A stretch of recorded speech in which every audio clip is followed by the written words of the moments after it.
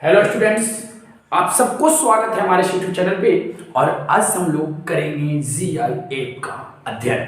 तो जीआईएफ क्या होती है इसके बारे में थोड़ा सा आप लोग जान लीजिए, क्योंकि अगर जीआईएफ नहीं जानते तो कैलकुलस नहीं जानते।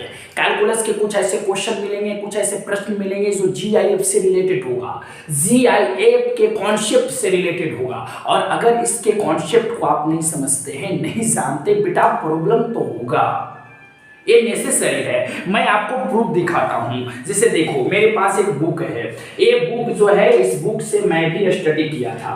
और यह बुक कुछ और नहीं, मैं कैलकुलस की बात कर रहा हूं। देखिए, कंटिन्यूटी आपको दिखाई दे रही होगी। देखो बेटा, कंटिन्यूटी दिखाई दे रही है। अब इस कंटिन्यूटी में ही एक प्रश्न आपको दिखाई दे रहा होगा। देखो यहाँ पे, देखो बिग ब्रैकेट के अंदर जो है इसको घेर दिया है, अंडरग्राउंड कर दिया है। तो यह जो क्वेश्चन है बेटा, ये क्वेश्चन आपका ग्रेटेस्ट इंटीजर फंक्शन से रिलेटेड है, जीआईएफ से रिलेटेड है तो कैलकुलस का क्वेश्चन ना, लेकिन कॉन्सेप्ट किसका है? जीआईएफ का। यदि आप नहीं समझेंगे तो बेटा इस क्वेश्चन को आप कभी नहीं कर पाएंगे। तो चलो, आज की क्लास जीआईएफ होगी। इसमें आपको जीआईएफ के बारे में बताया जाएगा, सिग्नम फंक्शन क्या होता है बताया जाएगा, एक्सपोनेंशियल फंक्शन, लॉगरिथमिक फंक्शन। तो बेटा वीडियो को स्किप ना किए हुए चलते हैं आगे की ओर। आइए, अच्छा लगता हो लाइक करना। चलो, सबसे पहले मैं देखता हूं कि जो जीआईएफ इसका पूरा नाम क्या है। फुल नेम ऑफ जीआईएफ बोलो। जी से होता है बेटा greatest, G for greatest, I for integer और A for function. This is your full name. आप ग्रेटेस्ट इंटीजर फंक्शन को इंटीग्रल फंक्शन भी कह सकते हैं, इंटीग्रल फंक्शन। समझिए, ग्रेटेस्ट इंटीजर फंक्शन को आप चाहें तो इंटीग्रल फंक्शन कह सकते हैं। एक और नाम है बेटा, आप इसे चाहें तो स्टेप फंक्शन भी कह सकते हैं, स्टेप फंक्शन। तो आपसे अगर कोई पूछता है कि बोलो बेटा जीआईएफ पढ़े हो, तो जी बिल्कुल। क्या होता है पुराना? तो जीआईएफ का मतलब होता है ग्रेटेस्ट इंटीजर फंक्शन, जिसको आप हिंदी की बात करूं तो महत्तम पूर्णांक फलन इसी को बोलते हैं। It is clear?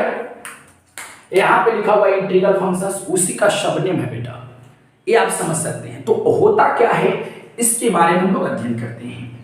डिफिनीशन की बात करता हूं, आइए डिफिनीशन क्या कहता है। चलो, the function F such that R tends to R is said to be, समझना बेटा, is said to be GIF if f of x is equal to this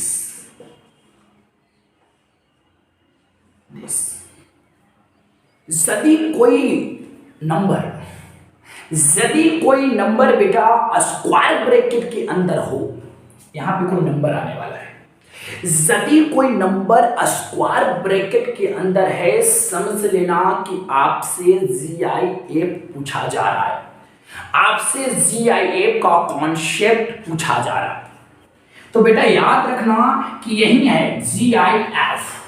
the functions f such that r tends to r is said to be GIF if f of x is equal to this। इसको पढ़ते क्या बेटा? Greatest integers of x। इसको read करने का तरीका देखो, मैं कहीं पे लिख दूंगा, पहले इसको देख लेता हूं।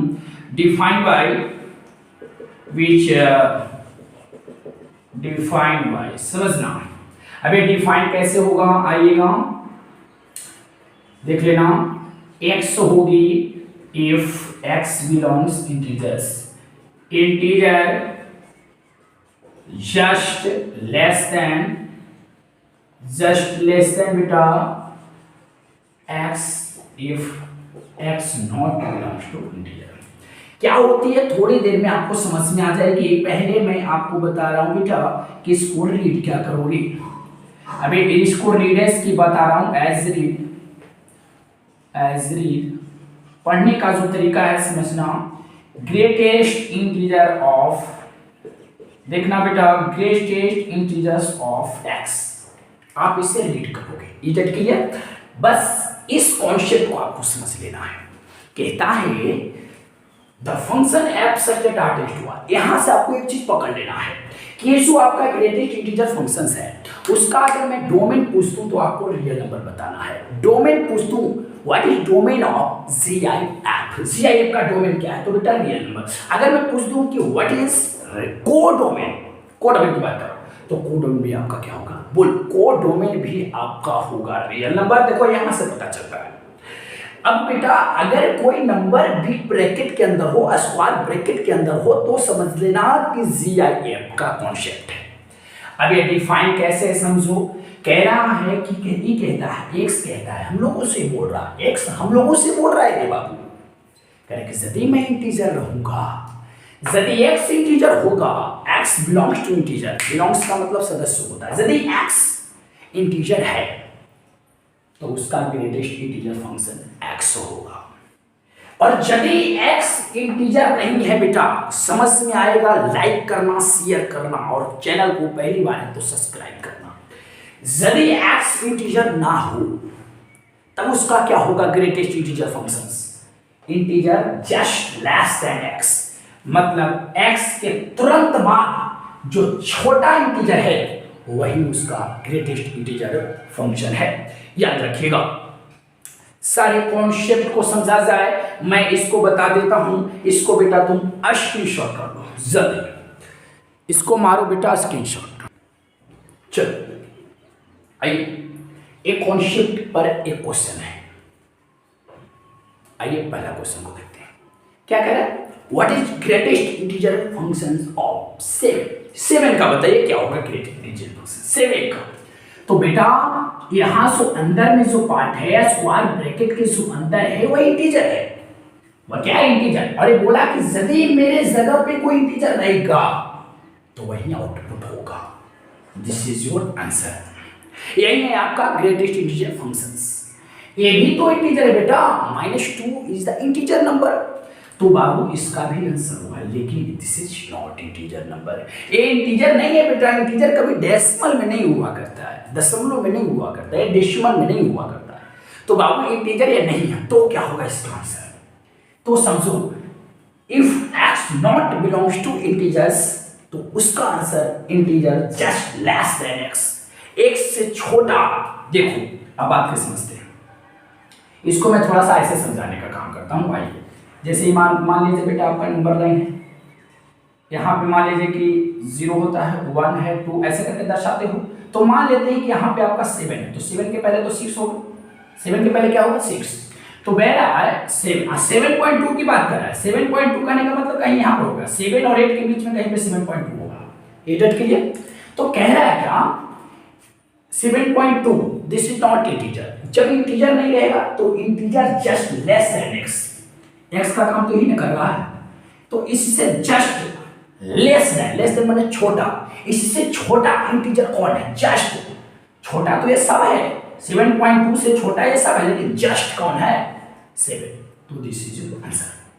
State clear. चलो एक और मैं बता दूं, एक बात और मैं आपको एग्जांपल के लिए ले लेता हूं, जिससे देखो बेटा -2.7 इसका क्या होगा ग्रेटेस्ट इंटीजर फंक्शंस, -2.7 इसका क्या होगा ग्रेटेस्ट इंटीजर फंक्शंस। तो विचार करो, इसको भी विचार करो इस टाइप से, मैं आपको बता रहा हूं इस टाइप से विचार करो। मान लीजिए बेटा ये आपका नंबर लाइन है, तो यहाँ पर मान लीजिए 0, यहाँ पर -1, यहाँ पर -2 और ये -3 हो गया, तो -2.7 -3 और -2 के बीच में कहीं पे होगा।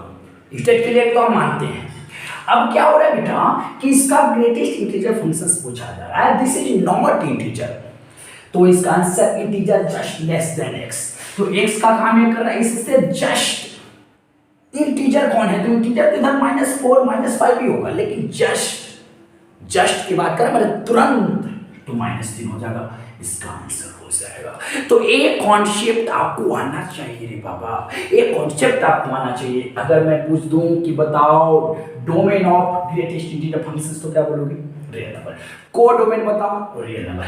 लेकिन रेंज की बात करते हैं रे बाबा, रेंज की बात करते हैं कि range of GIF, range of GIF का रेंज क्या होगा। सोचो जीआईएफ का रेंज क्या होने वाला है, तो रेंज का मतलब होता है वह वैल्यू जो आउट हो रहा है। रेंज का मतलब वह वैल्यू जो आउट हो रहा है। तो आउट कौन हो रहा है सर? सोचो, इंटीजर डाला, इंटीजर आउट हुआ, इंटीजर डाल, इंटीजर। अरे ससुरा डेसिमल जब डाल रहे हैं प्रॉपर भी आउट हो रहा है इंटीजर।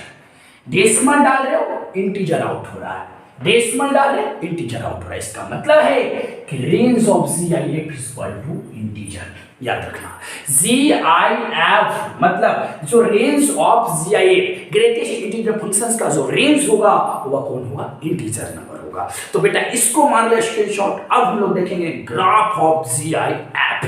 जल्दी मार लो बेटा।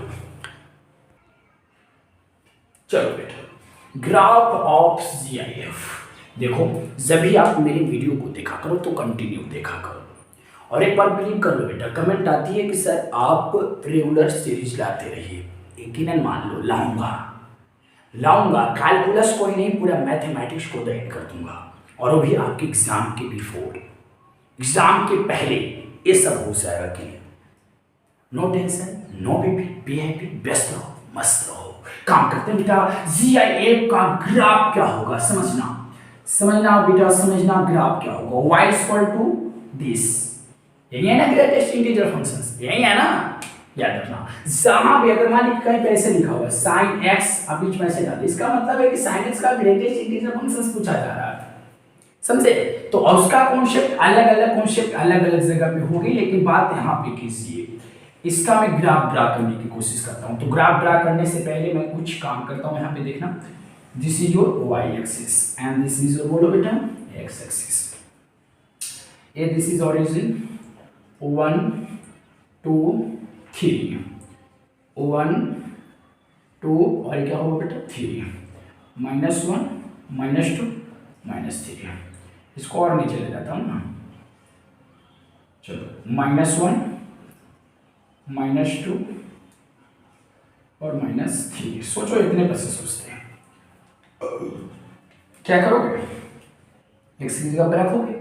तो चलो वेन, जब x की जगह पे मैं 0 रखूंगा यहाँ पे, तो बताओ कि क्या निकलेगा? तो 0 का ग्रेटेस्ट इंटीजर फंक्शन तो इंटीजर है बेटा। जब इंटीजर है तो इसका आंसर इंटीजर होगा। तो 0 पर तो 0 मिला, तो इस पर आप 0 पर 0 मिला, तो इस पर आप अधिक कर दो, ये 0 और 0 है, राइट। इस टाइप से अब क्या करते हैं, वेन x बराबर एक चीज और, आप 0 और 1 के बीच में के कोई भी नंबर को आप रखिए, 0 और 1 के बीच का कोई भी नंबर को रखिए। कॉन्सेप्ट समझिएगा, 0 और 1 के बीच के कोई भी नंबर को आप रख देते हैं तो क्या होने वाला है। जैसे मैं 0.5 रख दिया, इसी के बीच की बात है, तो y बराबर कितना निकलेगा? 0.5। इसका ग्रेटेस्ट इंटीजर फंक्शंस बताओ, इसका GIF क्या होगा? और ये देखो बेटा, दिस इज नॉट इंटीजर, सो इसका आंसर क्या होगा?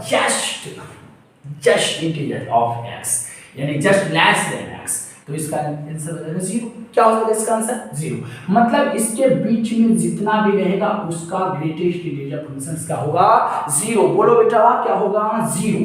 लेकिन अगर मैं 1 डाल दूं, समझना, अगर मैं 1 डाल दूं, x की जगह पे अगर 1 डाल दूं, तो 1 का ग्रेटेस्ट इंटीजर फंक्शन क्या होगा? तो 1 होगा ना। यानी कि 1 को मैंने जब डाला तो क्या आपको मिला? 1, मतलब ये वाला मिला आपको पार्ट, ये वाला। अब एक चीज और यकीनन मानिए, देखो 1 को, जैसे बात को समझिएगा, जब 1 को आप डालें तो क्या मिल रहा है आपको? 1, यानी कि 1 1 है। और एक चीज और, इसके बीच में जितना भी ले लो, 1.3 1.5 1.7 जितना ले लो इसके बीच का, यहां तक तू नहीं लेना, इसके बीच में जितना ले लो, यहां पर मैं ऐसे लगा देता हूं, इसके बीच में जितना भी ले लो नंबर, उस सबका ग्रेटेस्ट इंटीजर फंक्शन क्या होगा? 1 होगा। लेकिन 2 का नहीं होगा बाबा, 2 का 1 नहीं होगा, तो इसलिए यहां पर लगा दे रहे हैं होलो सर्कल, क्योंकि 2 का 1 नहीं होगा ग्रेटेस्ट इंटीजर फंक्शन, 2 का 1 नहीं होने वाला है। 2 का तो 2 होगा, बोलो 2 का ग्रेटेस्ट इंटीजर फंक्शन क्या होगा? 2 होगा। और याद रखना 2 और 3 के बीच में जितना भी है, जैसे 2.5 तो 2.5 का ग्रेटेस्ट इंटीजर फंक्शन क्या होगा? बोलो 2.5 का 2 होगा, इट क्लियर। तो इसके बीच में जितना भी नंबर है उसका ग्रेटेस्ट इंटीजर फंक्शन 2 होगा, ये वाला। लेकिन 3 का नहीं होगा बाबा, 3 का ग्रेटेस्ट फंक्शन वो नहीं होगा। लेकिन हाँ 3 और 4 के बीच में जितना भी नंबर होगा क्योंकि देखो थ्री का ग्रेटेस्ट फंक्शन क्या होने वाला है, थ्री का ग्रेटेस्ट फंक्शन थ्री होने वाला है, याद रखिएगा थ्री का ग्रेटेस्ट फंक्शन थ्री होगा, और थ्री और फोर के बीच में जितना भी नंबर है उस सबका क्या होगा थ्री, लेकिन फोर का ये नहीं होगा, फोर का तो कॉन्सेप्ट क्या है, मैं ऐसे चला सीढ़ी बाई सीढ़ी चला जाता, ये हो जाता है ग्रेटेस्ट फंक्शंस का ग्राफ, कॉन्सेप्चुअल समझिए। अगर मैं इसके बीच में जितना भी नंबर ले लूं, इसके बीच में जीरो को डाला तो जीरो निकले, इसके बीच का जितना भी नंबर होगा उसका ग्रेटेस्ट फंक्शन क्या होगा, वो तो माइनस वन होगा। सोचो इसके बीच में जितना भी ले लो, जीरो पर तो जीरो नहीं होगा, लेकिन इसके बीच में जितना भी रहेगा जीरो पर माइनस वन निकलेगा नहीं, यहाँ पर होलो सर्कल, लेकिन इसके बीच में जितना भी नंबर ले लो सबका माइनस वन होगा, और माइनस वन का भी तो माइनस वन होगा, इसलिए मैं ऐसा कर देता हूँ, समझिएगा। अब सोचो अब माइनस वन और इसके बीच में जितना भी ले लेते हैं नंबर -1.2 जितना ले लो, -2 और -1 के बीच का नंबर कोई भी ले लो तो उसका ग्रेटेस्ट फंक्शन तो -2 होगा, बोलो -2 होगा, लेकिन -1 का तो ये नहीं होगा, दिमाग लगाइए -1 का तो ये नहीं होगा ना, तो -1 का नहीं होगा, यहाँ पर मैं लगा देता हूँ होलो सर्कल, लेकिन यकीनन मानिए इसके बीच में जितना भी नंबर होगा सबका ग्रेटेस्ट फंक्शन जो है -2 होगा, यहां तक कि -2 का भी ग्रेटेस्ट फंक्शन क्या होगा यही होगा। तो ग्राफ इसका इसी तरह से चला जाता है। आप कॉन्सेप्चुअल बात को समझा कीजिए, आप कॉन्सेप्चुअल इस काम को आप अपने जहां पे बैठे हुए वहां भी कर सकते हैं, इस ग्राफ को आप कर सकते हैं, एग्जैक्टली कर सकते हैं, और याद रखना बेटा यही है आपका GIF। अब लोग देखेंगे आगे का कॉन्सेप्ट बेटा, इसको मार लो आप स्क्रीनशॉट, जल्दी करो। चलो बेटा एक बात बता देता हूँ, आप लोग का टारगेट कैलकुलस है ईटेट के लिए, तो कैलकुलस का ये बेटा बेसिक है, ऐसे आप नहीं समझते तो आप कैलकुलस को नहीं समझ पाएंगे। देखना लिमिट 2 से 3 वीडियो में आने वाला है, लिमिट 2 से 3 वीडियो करेंगे, लिमिट का कॉन्सेप्ट आने वाला है, तो वीडियो को आप स्किप किए बिना आप पूरा वीडियो को देखो बेटा, लिमिट आने वाला है। तो सबसे पहले हम लोग देख लेते हैं what is signum function. Signum function क्या होती है समझना, the function f such that r tends to r is said to be signum function, is said to be signum function if f of x is equal to modulus of x बटा x, modulus of x बटा x if x not belongs to 0, यहाँ पे 0 if x is equal to 0, यही है बेटा, यही है आपका सिग्नम फंक्शन। डरना नहीं, मैं हूं ना, पूरी बातों को डिटेल में समझा दूंगा, याद रखिएगा।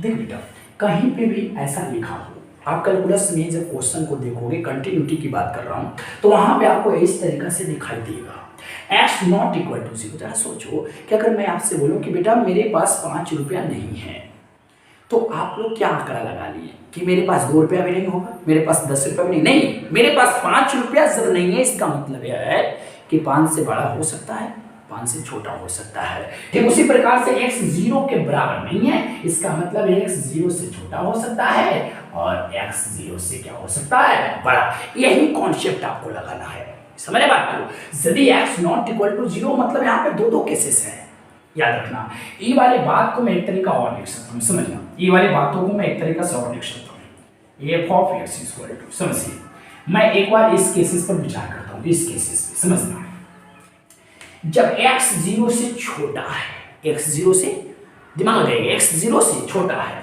तो जब बेटा यह 0 से छोटा रहेगा तो मैं आप लोग को मॉडुलस फंक्शन का कॉन्सेप्ट दिया था, मॉडुलस फंक्शन का कॉन्सेप्ट याद रखना बेटा, मैं आप लोग को मॉडुलस फंक्शन, चलो बेटा इसको मैं इस टाइप से भी लिख सकता हूं, देखना समझना। मॉडुलस फंक्शंस का मैं आपको कॉन्सेप्ट बताया था। मॉडुलस फंक्शंस कहता क्या था कि यदि मेरे अंदर जो है अगर वह 0 से छोटा रहेगा बेटा, इसके अंदर अभी क्या x, यदि x 0 से छोटा रहेगा तो इसे आप बाहर करने से पहले माइनस लगा देना।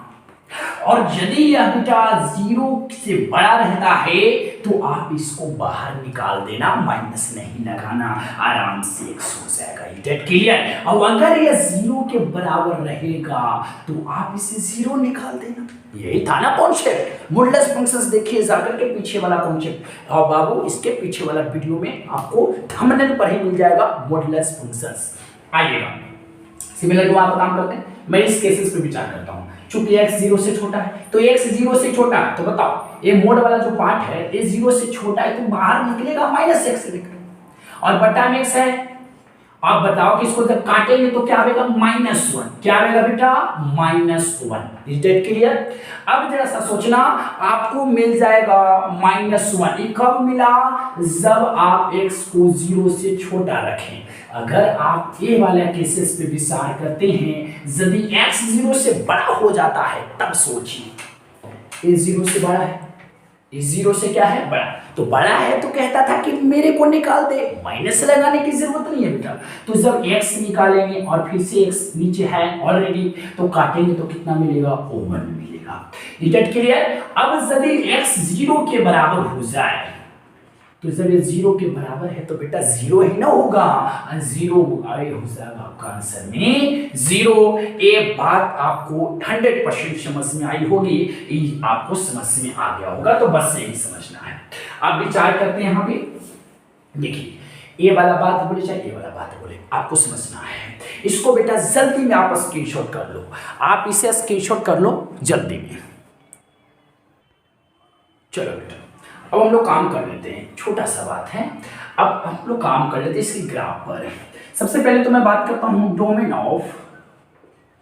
Of signum function.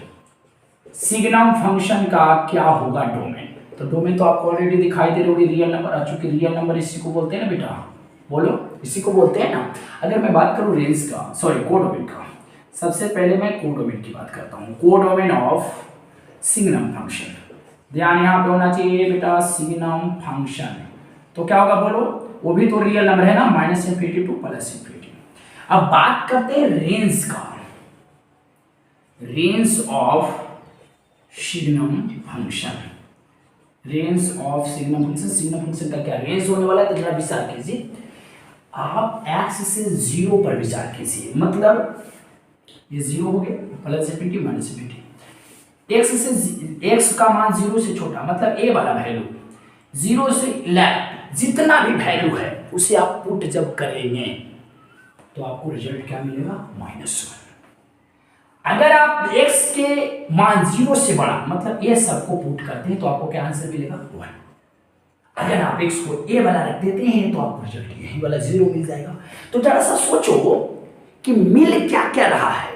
पुट करना है तो -∞ से +∞ तक को पुट कर सकते हैं। देखो पुट वाला डोमेन को आप पुट करते हैं और पुटिंग वैल्यू देखो रियल नंबर है, लेकिन आउटपुट को देखो, आउट कौन कौन हो सकता है।